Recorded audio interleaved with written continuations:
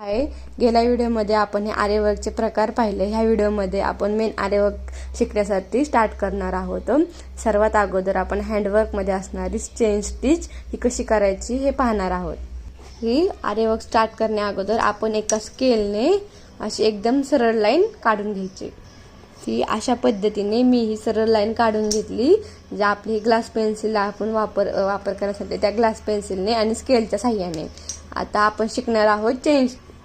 तर मी वरती chain stitch असं नाव टाकते. हा जरी आता आपला ह्या जरी थ्रेड धागा आहे तो हातात घेऊन त्याची अशी लास्टला अशी ह्या पद्धतीने अशी गाठ मारून घ्यायची. एक किंवा दोन गाठून आपण टाकू शकतो.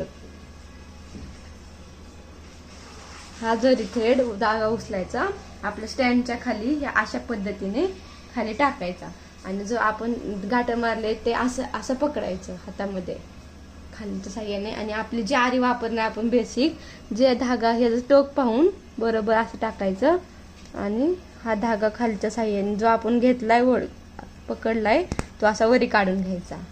नंतर ह्याच्यातून असं नंतर खालच्या साह्याने हा जो धागा आहे आपण तो डबल राऊंड करायचा आणि वरती पकडायचा.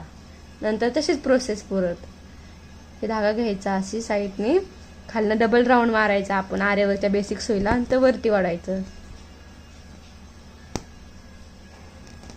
अशा पद्धतीने. रिटर्न असं खालनं दोनदा धागा आपला रोल करायचा तो वरती घ्यायचा.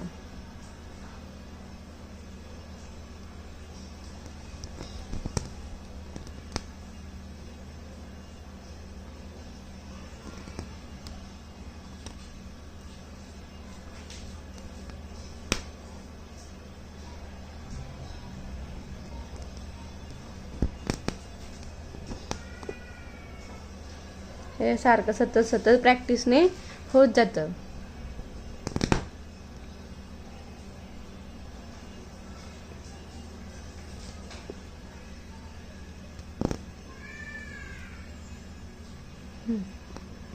सतत प्रॅक्टिस केली ना आपण मग हे आपल्याला परफेक्ट एकदम व्यवस्थित यायला चालतं. म्हणजे फास्ट पण चालतं. असं धीरे धीरे नाही, फास्ट करायचं जमतं. नंतर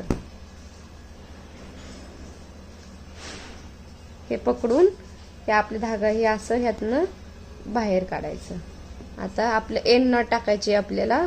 त्यासाठी हे आपण धागा वरी घेतला नंतर जो आपला रिटर्न पाठीमागचा धागा आहे त्यातनं हे ओढायचा आणि ही झाली आपली एंड नॉट.